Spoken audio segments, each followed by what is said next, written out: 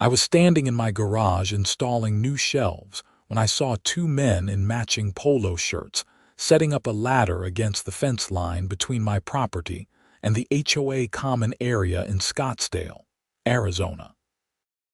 At first, I figured they were doing maintenance work, but when I noticed the small black dome camera in one guy's hand, my blood went cold.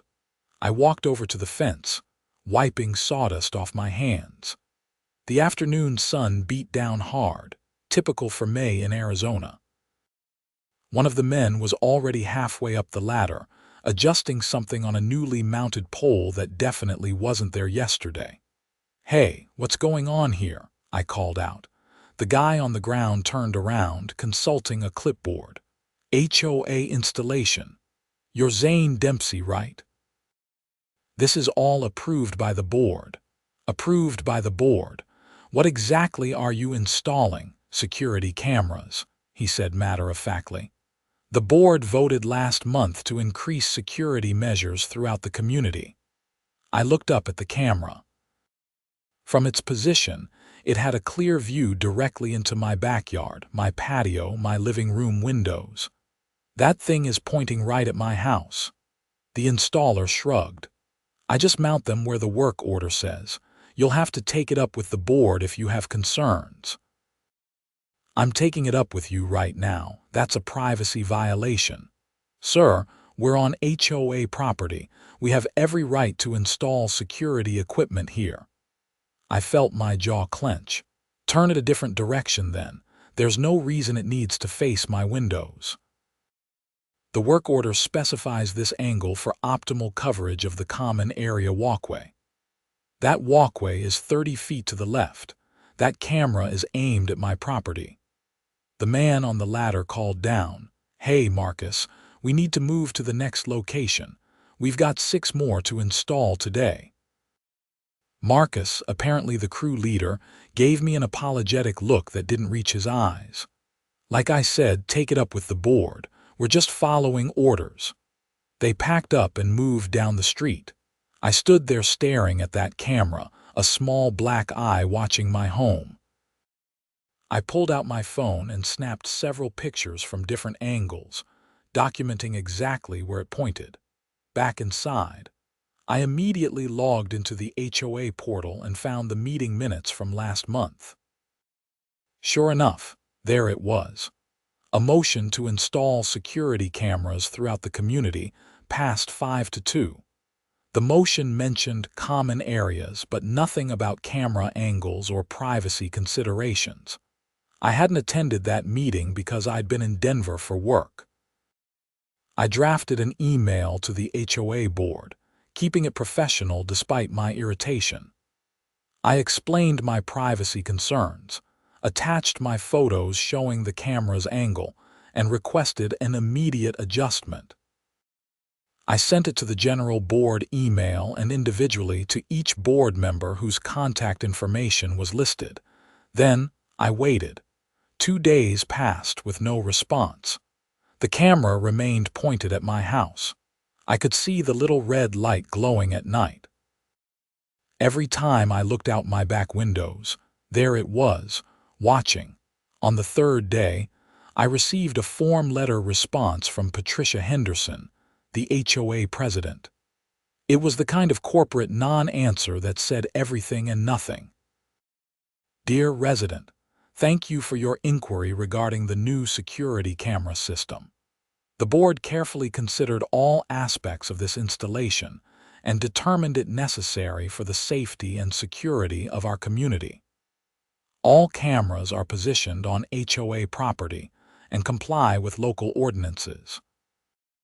If you have additional concerns, you may request time to speak at the next board meeting scheduled for June 15th. June 15th was 6 weeks away. I called the HOA management company directly and got transferred 4 times before reaching someone who claimed to handle these matters. Her name was Deborah, and she had the exhausted tone of someone who fielded complaints all day. "Mr. Dempsey, I understand your concern, but the board has full authority over common area improvements, including security measures. This isn't about their authority, it's about basic privacy. The camera is literally filming my living room. The cameras are for security purposes. Then why does it need to see inside my windows, pointed at the walkway, the street, anywhere else? I can submit your complaint to the board, but I can't make any promises about changes. The system was professionally installed according to their specifications. Who wrote those specifications? That would be the board president, Mrs. Henderson. Of course it was. Patricia Henderson lived 3 houses down from me, and we'd had run-ins before. Last year, she'd cited me for having my trash cans visible from the street for 15 minutes past the pickup time. The year before, she'd sent a violation notice because my mailbox was the wrong shade of black, though I'd used the exact paint specified in the HOA guidelines. Can you at least send someone to check the angle, to verify if it's reasonable? Deborah sighed. I'll make a note in the file, Mr. Dempsey. I hung up knowing nothing would happen. I spent the evening researching Arizona privacy laws, HOA regulations, and camera surveillance rules. The law was frustratingly vague. While I had a reasonable expectation of privacy in my home, cameras on adjacent property weren't automatically illegal if they were positioned for legitimate security purposes. The question was whether this specific camera's angle constituted an invasion of privacy or harassment. I could file a lawsuit, but that would cost thousands of dollars and take months or years to resolve. I could file a complaint with the police, but they'd likely call it a civil matter. I could try to force the issue at the next HOA meeting, but Patricia controlled the agenda and the board majority. That's when I remembered something from my own property survey. When I'd bought the house 3 years ago, the survey had shown that my property line extended 2 feet past where the fence stood. The fence was actually on my property, not the property line. I'd never bothered to address it because it didn't matter to me, until now. I dug through my files and found the survey. Sure enough, the fence was technically on my land, which meant I had every right to build or install whatever I wanted on my side of it, including privacy screens or lighting. The next morning, I went to Home Depot and bought 6 commercial-grade LED floodlights, the kind used for lighting construction sites or large outdoor areas. Each one was rated at 50,000 lumens. I also picked up motion sensors, timers, and everything I needed for installation. I spent Saturday installing them along my fence line, positioning each light carefully. They weren't aimed at the camera directly, which would have been illegal destruction of property. Instead, I angled them to illuminate the fence area where the camera was mounted. When activated, they would flood that entire section with bright white light, effectively washing out any useful footage the camera might capture. I set the lights on motion sensors and also programmed them to activate on a timer every 2 hours for 10-minute intervals. Then I set up a manual switch inside my house so I could control them whenever I wanted. That evening, I tested the system. The floodlights blazed to life, turning the back fence line into a wash of brilliant white light. From inside, I could barely see the camera anymore, just a vague shape in the glare. I smiled for the first time in days. The next morning, my doorbell rang at 7 a.m. I opened it to find Patricia Henderson standing on my porch, her face already red with anger. She was exactly what you'd picture. Early 50s, short blonde bob with too much hairspray, expensive workout clothes despite probably not working out, and a tablet clutched in her hands like a weapon. "What are those lights?" she demanded without preamble. "Good morning, Patricia." "Those are security lights for my property. They're aimed at HOA property. You need to remove them immediately." Actually, they're aimed at my fence, which is on my property according to my survey. Would you like to see it? Her jaw tightened. Those lights are disruptive and excessive. They violate community standards. Which specific community standard do they violate? I've read the HOA guidelines cover to cover. There's no restriction on exterior lighting as long as it's on the property owner's land. The lights are clearly meant to interfere with the security camera. The lights are meant to illuminate my property boundary for security purposes. If your camera happens to be positioned where my lights shine, perhaps the camera is poorly positioned. Patricia's face went from red to purple. This is harassment, Zane. I can have you fined. By all means, issue a citation. I'll be happy to challenge it and bring up the camera positioning at the same hearing. I kept my voice level and calm, which I could tell infuriated her more. In fact, I'd welcome that discussion in front of the entire community. She jabbed a finger toward me.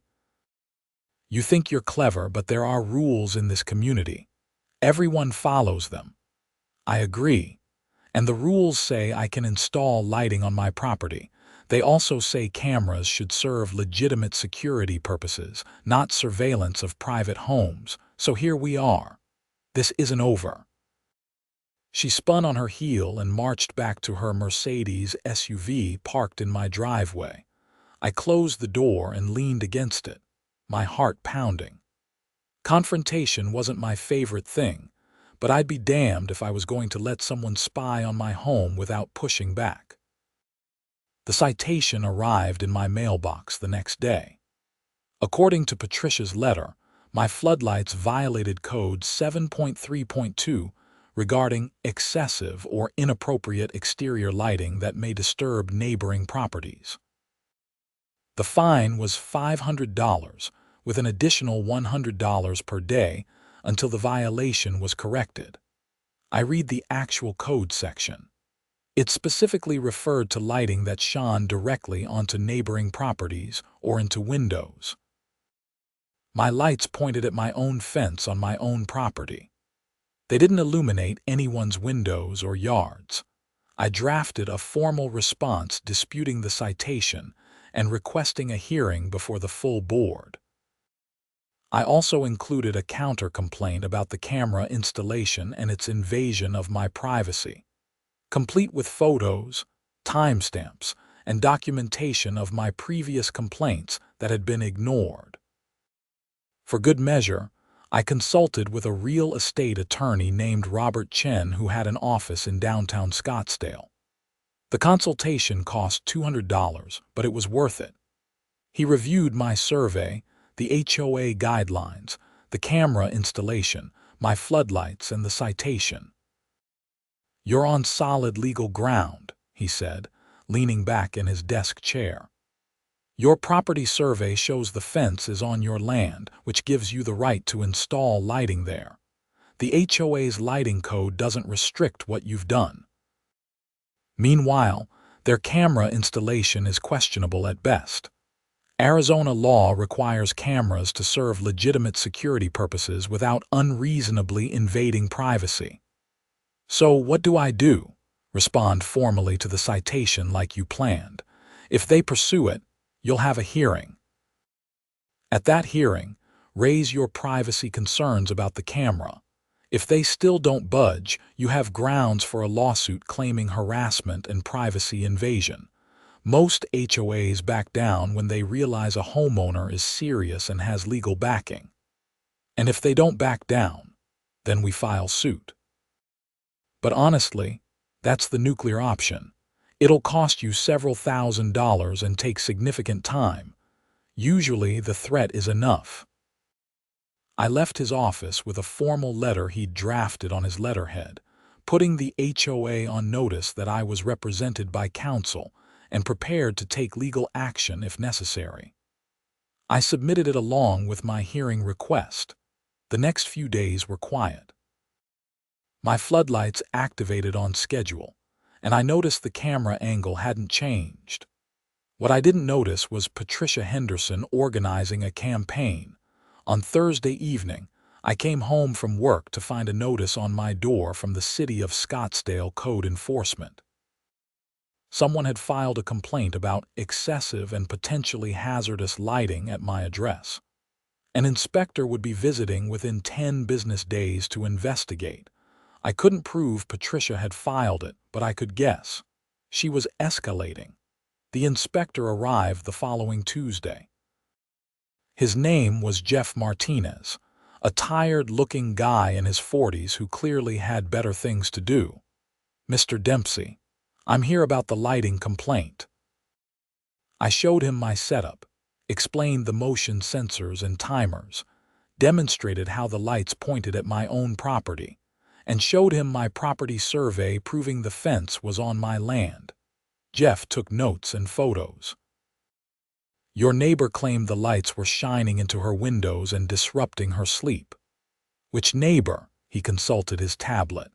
"Patricia Henderson, 3 houses down, 3 houses down. My lights point backward at my fence. There's no possible way they could shine into her windows." Jeff walked to the side of my house and looked down the street. "Yeah, I don't see how that would work geometrically. Let me get some measurements." He spent 20 minutes documenting everything. Finally, he put away his equipment. "Mr. Dempsey, I don't see any code violations here. Your lights are on your property, properly installed with electrical permits based on what you've shown me, and they're not directed at neighboring properties. I'll note the complaint as unfounded. Can I get that in writing? You'll receive a letter in about a week." After he left, I felt a small sense of victory. But I knew Patricia wasn't done. The HOA hearing was scheduled for May 28th, a special session called specifically to address my citation and counter-complaint. The notice said it would be held at the community clubhouse at 7 p.m. and was open to all residents. I prepared thoroughly. I printed copies of my property survey, photos of the camera angle, screenshots of my unanswered emails, a timeline of events, Robert Chen's letter, and the city inspector's preliminary findings. I organized everything into folders and practiced my presentation. On the night of the hearing, I arrived 15 minutes early. The clubhouse was one of those generic HOA spaces with beige walls, folding tables, and fluorescent lighting. The board sat at a long table at the front, Patricia in the center, with 4 other board members flanking her. I recognized 2 of them as friendly acquaintances, Dan Sullivan and Maria Garcia. The other 2 were strangers to me. About 20 other residents filtered in, most looking curious. This kind of drama was probably the most interesting thing to happen in the neighborhood in months. Patricia called the meeting to order with a sharp rap of her gavel. She went through standard business first, approving meeting minutes and discussing a landscape maintenance contract. Then she got to my case. "We have a citation appeal from Zane Dempsey regarding exterior lighting, as well as a counter-complaint about security camera placement. Mr. Dempsey, you have 15 minutes to present your case." I stood and handed out my folders to each board member. Then I walked them through everything chronologically. I showed the photos of the camera aimed at my windows, explained my multiple attempts to resolve it through proper channels, demonstrated the lack of response, and then detailed my floodlight installation as a privacy measure. "I've complied with all HOA guidelines and city codes," I concluded. "My lights are on my property and don't shine on neighboring homes, as confirmed by city code enforcement." Meanwhile, the HOA has installed a camera that directly invades my privacy without any attempt to address my legitimate concerns. I'm not trying to cause problems. I just want to live in my home without being under surveillance. Patricia barely let me finish before responding. "Mr. Dempsey, your lights are clearly retaliatory and designed to interfere with legitimate security equipment. This is childish behavior that we cannot tolerate in our community." The camera is pointed at my living room windows, I said firmly. How is that legitimate security? The camera monitors the common area walkway. I have photos showing exactly what the camera sees. It has a full view of my backyard, patio, and windows. The walkway is barely in frame. One of the board members I didn't know, an older man named Richard, spoke up. Mrs. Henderson, did we review the specific angles when we approved the installation? Patricia's expression tightened. The installation was done by professionals according to industry standards. That's not what I asked. Maria Garcia, who lived near the community entrance, flipped through my folder. These photos are pretty clear. That camera does seem to be aimed more at Zane's house than the walkway. The camera placement was necessary given the layout of the common areas, Patricia insisted. Dan Sullivan, who worked in tech, asked the question I'd been hoping for. Do we have access to the footage? Can we see what the camera actually records? The security footage is managed by our contracted security company and only reviewed when necessary. So we don't actually know what it captures. Patricia's face was getting red again. That's not the point of this hearing. We're here to discuss Mr. Dempsey's violation of lighting codes. Dan looked confused, but he provided evidence that his lights comply with city codes. HOA codes supersede city codes when we have more restrictive rules in place. I stood again. The HOA code section 7.3.2 specifically addresses lighting that shines on neighboring properties or into windows. My lights do neither. They illuminate my own fence on my own property. If the HOA code supersedes city code, then show me specifically which rule I've violated. Richard was now reading through the HOA guidelines on his phone. She's right that our code is more restrictive in some areas, but Zane's also right that this specific section requires the lights to disturb neighboring properties. I'm not seeing how lights pointed at his own fence would qualify. Patricia looked like she wanted to reach across the table and strangle Richard. The lights disrupt the security camera, which serves the entire community. A security camera that invades my privacy, I countered. Arizona law requires security cameras to serve legitimate purposes without unreasonable privacy invasion. Would any of you want a camera aimed at your living room windows? That created murmurs among the residents in attendance. I could see several people nodding. Maria spoke up again. I think we need to table this citation until we can get an independent review of both the camera placement and the lights. This doesn't seem as straightforward as presented. I second that, Dan said immediately. Patricia looked furious, but she was outvoted. The other two board members, who had been silent, both agreed to table the matter pending review.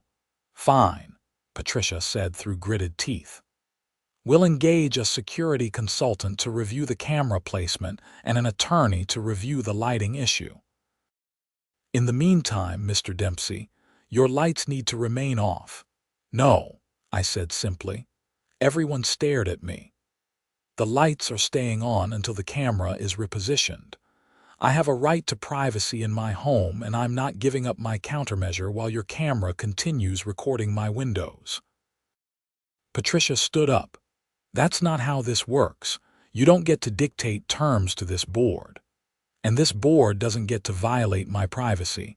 I'll gladly turn off the lights the moment that camera is adjusted to actually point at the walkway instead of my house. Richard cleared his throat.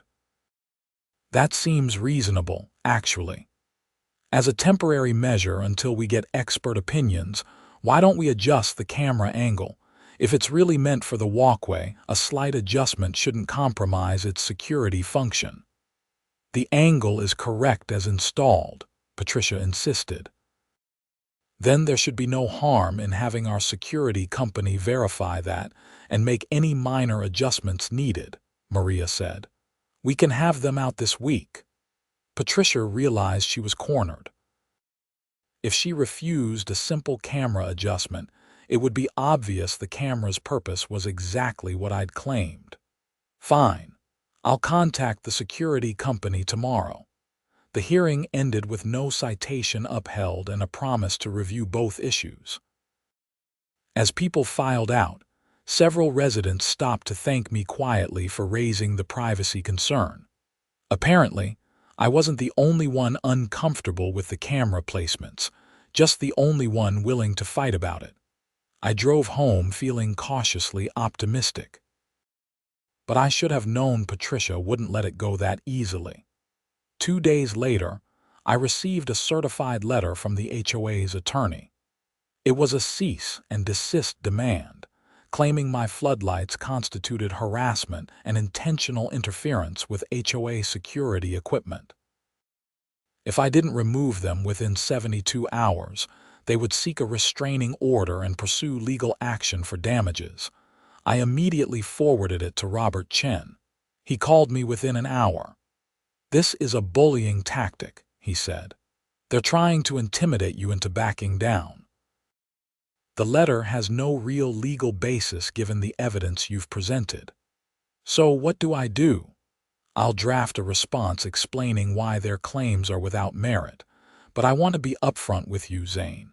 If they actually file a lawsuit, defending it will cost money.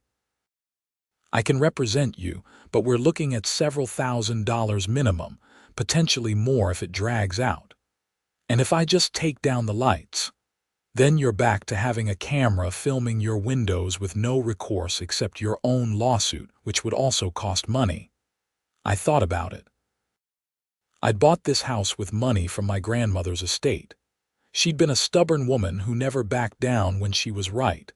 I could hear her voice in my head telling me not to let them push me around. Draft the response. I'm not backing down. Robert's response letter was a masterpiece of legal writing.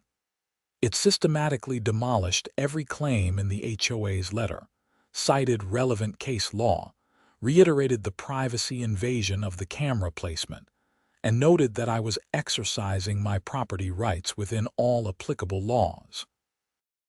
It also warned that if the HOA continued its harassment, I would file my own lawsuit for intentional infliction of emotional distress, invasion of privacy, and violation of my quiet enjoyment of my property. The letter went out on June 3rd. On June 5th, Patricia showed up at my door again. This time she had someone with her, a man in his 30s wearing a polo shirt with a security company logo. "This is Derek from Summit Security," Patricia announced. "He's here to inspect the camera you've been complaining about." "Great," I said. "Can you give me a minute to get my documentation?" I grabbed my folder and followed them around to the back fence. Derek had a laptop and spent time accessing the camera's feed remotely. He adjusted his screen and studied it. "So this camera is designated for walkway monitoring," he said, looking at his work order. "But the angle is definitely off. It's capturing mostly the residential property here." He gestured to my house. "That's what I've been saying," I pointed out. Patricia crossed her arms. "Can you adjust it?" "Sure, that's easy. I just need to redirect it about 30 degrees to the left. That'll center it on the walkway and common area like it should be." Derek made the adjustment in about 5 minutes, using a remote control to pan and tilt the camera. He showed me the new view on his laptop. My house was barely in frame now, just the edge of my property. The camera clearly covered the walkway and the small park area beyond it. "That's much better," I said. Derek packed up his equipment. "I'll make a note in the file about the adjustment. Someone should have checked this when we installed it." After they left, I felt satisfied. I waited until evening, confirmed the camera was still pointing the right direction, and then turned off my floodlights. I didn't want them anymore now that the privacy issue was resolved. I emailed the HOA board that evening, confirming the camera had been adjusted satisfactorily, and that I deactivated my security lights. I suggested we consider the matter closed. I should have known better. The next board meeting was June 15th, the regularly scheduled one. I didn't plan to attend since I figured our issue was resolved, but Dan Sullivan called me that afternoon. "Zane, you should probably come tonight. Patricia is pushing for sanctions against you for disrupting HOA operations and requiring unnecessary expenditure of HOA resources because of the camera situation." "Are you kidding me? She installed a camera pointing at my windows and I'm being sanctioned. I'm just giving you a heads up. Maria and I will vote against it, but Patricia's been campaigning hard to the other board members. Bring your documentation again." I showed up at the meeting exhausted and frustrated. This was becoming a part-time job. The clubhouse was less crowded this time, just a handful of residents. When Patricia got to new business, she presented a motion to fine me $1,500 for frivolous complaints that required professional consultation and legal review at HOA expense. I nearly exploded. Frivolous?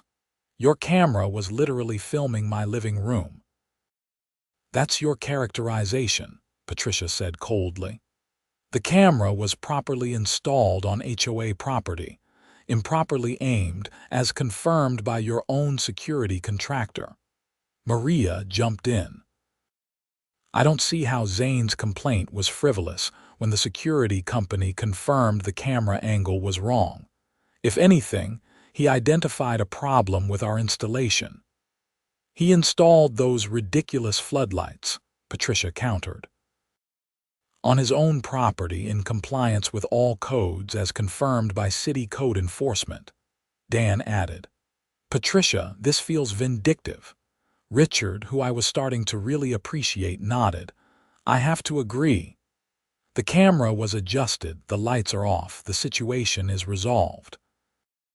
"Why are we pursuing sanctions?" "Because he cost the HOA money," Patricia insisted. "Legal fees, security consultant fees, my time managing this situation." "Legal fees you chose to incur," I said. "I never threatened to sue, I just asked you to adjust a camera. You escalated this at every turn." One of the quiet board members, a woman named Helen, finally spoke. "Mrs. Henderson, I've reviewed the file. Mr. Dempsey sent multiple polite emails before taking any action. He requested time at a board meeting. He followed proper procedures. I don't see grounds for sanctions." Patricia's face went through several shades of red. "Fine.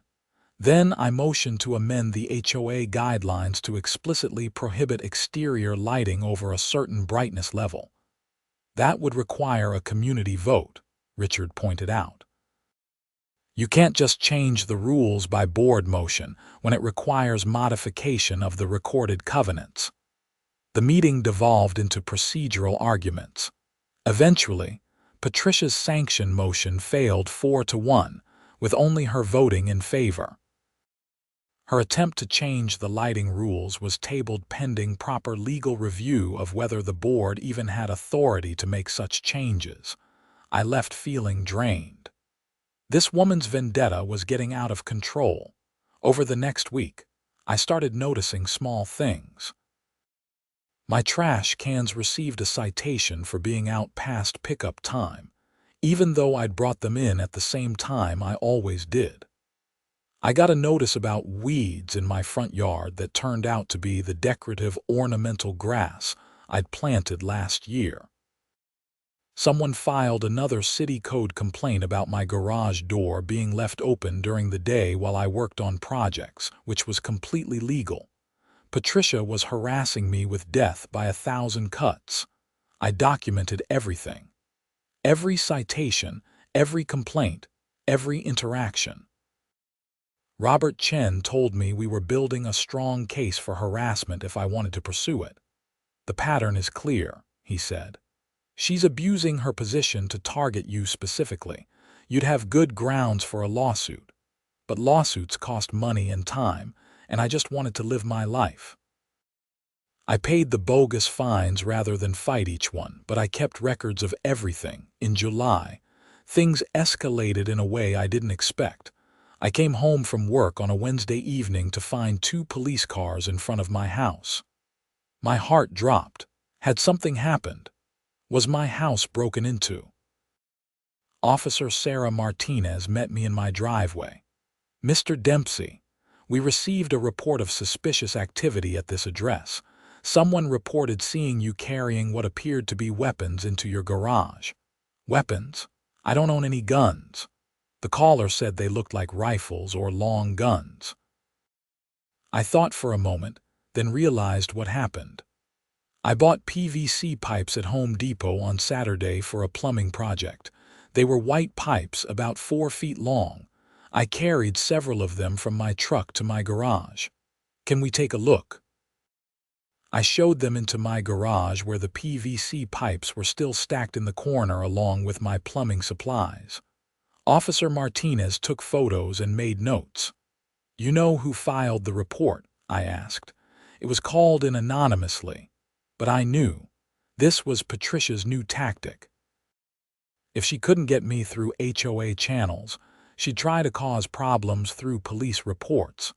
Officer Martinez seemed to sense my frustration. "Mr. Dempsey, has someone been making false reports about you?"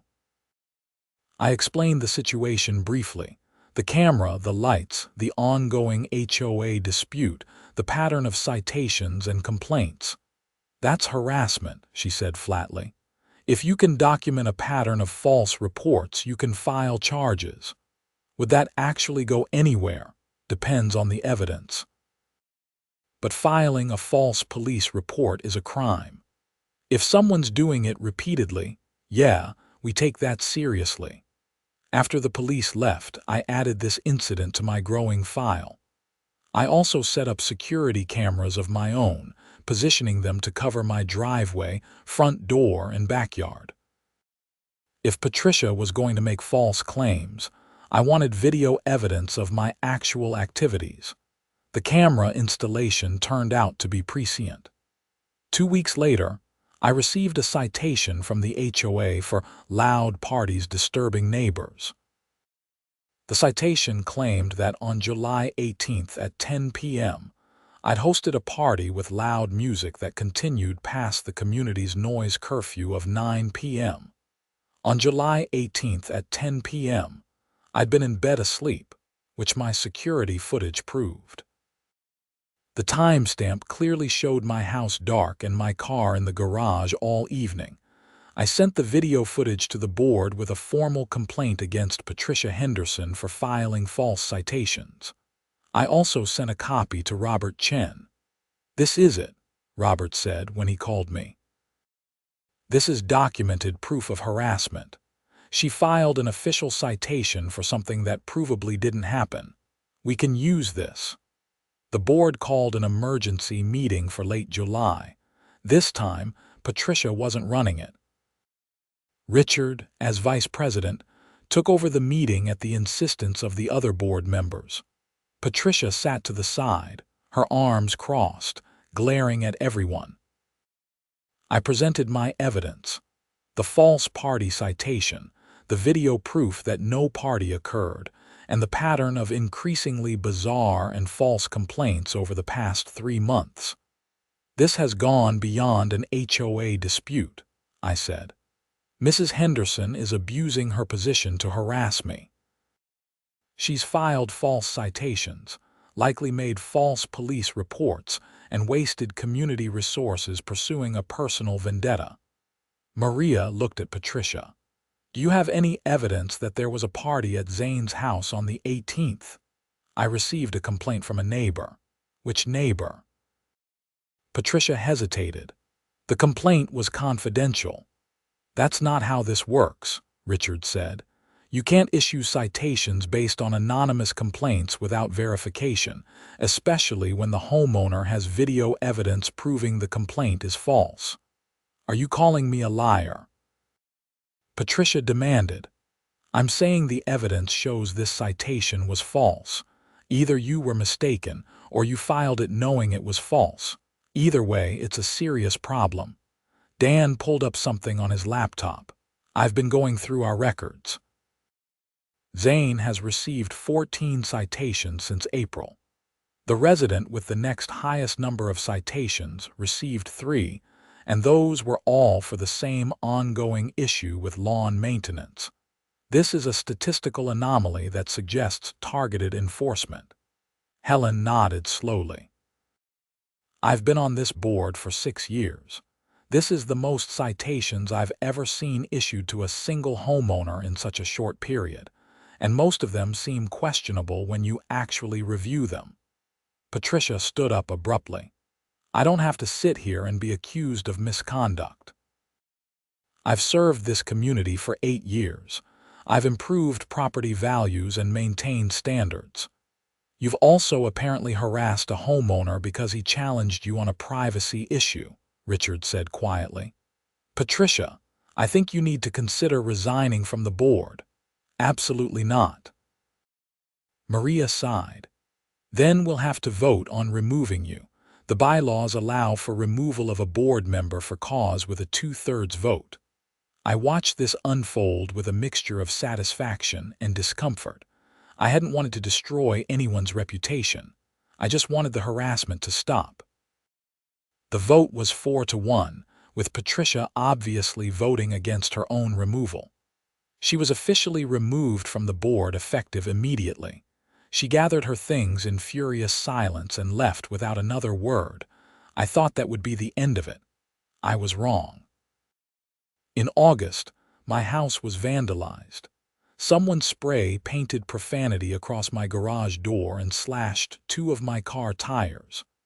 My security cameras caught the incident, but not clearly enough to identify the perpetrator. The person wore dark clothes and a hood, and they'd approached from an angle that kept their face hidden. The police report was filed, but Officer Martinez was frank with me. Without a clear identification, there's not much we can do. But given your history with the HOA president, you might want to consider getting a restraining order. Do I have grounds for that? Possibly. Talk to your attorney. Robert and I drafted a restraining order petition, documenting the entire timeline of harassment, the false citations, the likely false police reports, and now the vandalism circumstantially connected to the dispute. We filed it in Maricopa County Superior Court. The hearing was set for August 22nd. Patricia was required to appear and respond to the allegations. She showed up with her own attorney, an expensive-looking guy in a tailored suit. He argued that there was no proof Patricia had done anything wrong, that the vandalism could have been anyone, and that the HOA dispute was simply a matter of administrative disagreement. I presented my evidence chronologically. The camera aimed at my windows, my multiple attempts to resolve it. Patricia's escalating responses, the false citations, the statistical improbability of so many citations being legitimate, the video proof that the party citation was false, the vandalism timing. The judge, a no-nonsense woman named Judge Teresa Ramirez, reviewed everything carefully. She asked Patricia directly, Mrs. Henderson, did you file a citation against Mr. Dempsey for a party on July 18th? Yes, based on a neighbor complaint. And you didn't verify this complaint? I trusted the neighbor's report. Which neighbor? Patricia's attorney whispered to her. She said, I don't recall specifically. Judge Ramirez looked unimpressed. You don't recall who filed a complaint serious enough to warrant a citation and fine. It may have been an anonymous complaint. So you issued an official citation with financial penalties based on an anonymous complaint you didn't verify, and which video evidence proves was false. Patricia didn't answer. Judge Ramirez granted a temporary restraining order prohibiting Patricia from coming within 100 yards of me or my property, from contacting me directly, and from filing any further HOA citations against me without approval from the full board. A full hearing would be scheduled for October to determine if the order should be made permanent. As we left the courthouse, Patricia's attorney stopped Robert. "My client is willing to discuss a settlement. She'll agree to leave your client alone if he agrees not to pursue further legal action." "We'll consider it," Robert said. Outside, he turned to me. "What do you think? You've got the restraining order. You could call it a win and move on." I thought about the past 4 months. The stress, the constant vigilance, the money spent on attorneys and cameras and documentation. Part of me wanted to be done with it, but another part of me remembered that spray paint on my garage and the slashed tires. What are my other options? You could pursue a civil harassment lawsuit, seek damages for your attorney fees, the vandalism, repairs, emotional distress. You could also file a criminal complaint for the false police reports if we can prove she made them. Would that go anywhere? Maybe. The false party citation is documented. If we can connect her to the police reports about weapons and other calls, she could face charges for filing false reports. That's a Class 1 misdemeanor in Arizona. I made a decision. Let's pursue the criminal complaint. I don't care about the money, but she needs to understand there are consequences for this kind of behavior. Robert nodded. I'll contact the city attorney's office. Over the next few weeks, Robert worked with the Scottsdale Police Department and the city attorney to build a case. They pulled records of all police calls to my address since April. There were 7. The weapons call, 3 separate suspicious activity reports, 2 noise complaints, and 1 report of possible drug activity. All had been called in anonymously. All were false. And the police department's IT forensics were able to trace several of the calls to Patricia's cell phone number based on cell tower data and timestamp analysis. On September 15th, Patricia Henderson was charged with 4 counts of false reporting to law enforcement, a Class 1 misdemeanor. Each count carried a potential sentence of up to 6 months in jail and a $2,500 fine. The HOA community was shocked. Many residents had known Patricia for years and considered her a pillar of the neighborhood. Others, it turned out, had their own stories of her vindictive behavior but had never pushed back. I tried to stay out of the neighborhood gossip, but it was impossible. People stopped me on walks to share their own Patricia stories. Apparently, I wasn't the first person she'd targeted, just the first one who'd fought back hard enough to expose the pattern. Patricia's criminal trial was scheduled for November. In the meantime, life in the neighborhood slowly returned to normal. The HOA board, now led by Richard as president, reviewed all outstanding citations and dismissed most of mine. They also implemented new procedures requiring verification of complaints before issuing citations and preventing any single board member from issuing citations unilaterally. The security cameras throughout the community were reviewed, and several were repositioned to better focus on common areas rather than residential properties. The board also adopted a new privacy policy for camera placement. My floodlights stayed in storage. I didn't need them anymore. In October, the permanent restraining order hearing happened. Given Patricia's pending criminal charges, her attorney didn't contest it. The order was made permanent for 3 years. The criminal trial in November was brief. Patricia's attorney tried to argue that the calls were made out of legitimate concern, but the prosecution presented evidence of the pattern, the timing relative to our dispute, and the fact that all 7 calls were proven false. The jury deliberated for less than 3 hours. They found Patricia guilty on all 4 counts. At sentencing in December, Judge William Torres was direct. "Mrs. Henderson, You abused your position in your community and misused law enforcement resources to pursue a personal grudge. This is serious misconduct that undermines public trust in both HOA governance and our emergency response systems.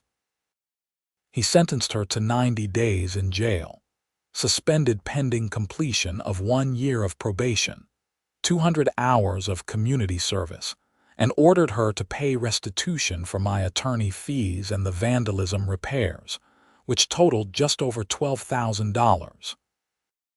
He also mandated that she could not serve on any HOA board for 5 years. Patricia's face was pale as she left the courtroom.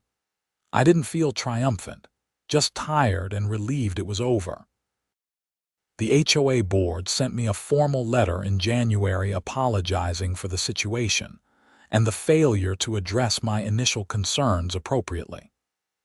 They included a check for $3,000 to cover my initial attorney consultation fees and other expenses related to the camera dispute. Richard called me personally. "Zane, I'm sorry it took so long for the rest of us to see what was happening. We should have stepped in much earlier. I appreciate that. For what it's worth, you've helped us make real improvements to how we operate. We're implementing transparency measures and oversight protocols that should prevent this kind of thing in the future." That's good to hear. Life in Scottsdale settled into a comfortable routine. I finished my garage shelving project. I planted new grass where the vandalism had damaged my lawn. I even attended a few HOA meetings, though mostly just to stay informed. In February, I was working in my backyard when my doorbell rang. I opened it to find a woman in her 30s holding a clipboard. "Mr. Dempsey? I'm Melissa Walsh. I live over on Sagaro Drive. I'm running for the open HOA board seat, and I wanted to introduce myself and see if you had any concerns I should know about." I smiled, genuinely pleased to see someone actually canvassing for an HOA position and asking residents what they cared about. "Come in," I said. "I've got some thoughts on community governance you might find interesting." We talked for an hour. Melissa was thoughtful and genuinely interested in making the neighborhood better for everyone. She asked detailed questions about my experience with Patricia and what could have been done differently. The whole thing could have been avoided if someone had just responded to my first email, I told her. I wasn't trying to cause problems. I just wanted basic privacy in my home.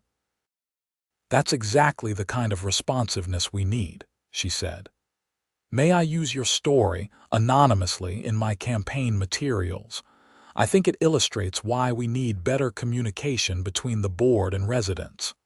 "Sure, as long as my name isn't attached." I've had enough spotlight for one lifetime. Melissa won her board seat in March. True to her word, she pushed for even more transparency and resident input in board decisions. The neighborhood genuinely improved under the new leadership. In April, almost exactly 1 year after this whole mess started, I was sitting on my back patio enjoying a beer when I noticed the security camera on the fence line. It was still there, still pointing at the walkway like it should. But now when I saw it, I didn't feel angry or violated. It was just a camera, doing its job, not intruding on my privacy. My floodlights were still in the garage, a reminder of the lengths I'd had to go to protect my basic rights. I didn't regret installing them. Sometimes you have to push back against unreasonable people, even when it's exhausting and expensive and stressful. But I was glad I didn't need them anymore. I heard a knock at my back gate. My neighbor to the right, an older gentleman named Frank who'd lived in the neighborhood for 20 years, stuck his head around. "Zane, I wanted to thank you," he said. "For what?" "For standing up to Patricia. She cited me 6 times last year for ridiculous things, and I just paid the fines because I didn't want the hassle. Watching you fight back gave me hope that the neighborhood could be better, and now it is." We talked for a while about community politics and what makes a neighborhood work. Frank invited me to a barbecue he was hosting the following weekend. Just neighbors, he said. No HOA business, just good people and good food. I accepted, realizing that somewhere in the midst of all the conflict, I'd actually become part of this community in a real way. Not just a homeowner paying dues, but someone people knew and respected. The barbecue was great. I met neighbors I'd never talked to before, including several who shared their own stories of HOA overreach and frustration. But the tone wasn't bitter or angry. It was hopeful. Things were better now. The board was more responsive. The rules were being enforced fairly and consistently. People felt heard. In June, I saw Patricia Henderson for the first time in months. She was loading groceries into her car at the Safeway on Scottsdale Road. We made eye contact across the parking lot. She looked away quickly and got in her car. I felt nothing. No anger, no satisfaction, no vindictiveness. Just a vague sense of sadness that it had all been so unnecessary. If she just adjusted that camera when I first asked, none of the rest would have happened. But some people can't stand being questioned or challenged. They see any pushback as a personal attack that must be met with overwhelming force. Patricia was one of those people, and it had cost her dearly. Her board position, her reputation, a criminal conviction, thousands of dollars, and the respect of her community. All because she couldn't admit a camera was pointed the wrong way. I drove home thinking about proportionality and pride. The HOA had the power to make my life difficult, and Patricia had wielded that power like a weapon. But power without accountability is just bullying.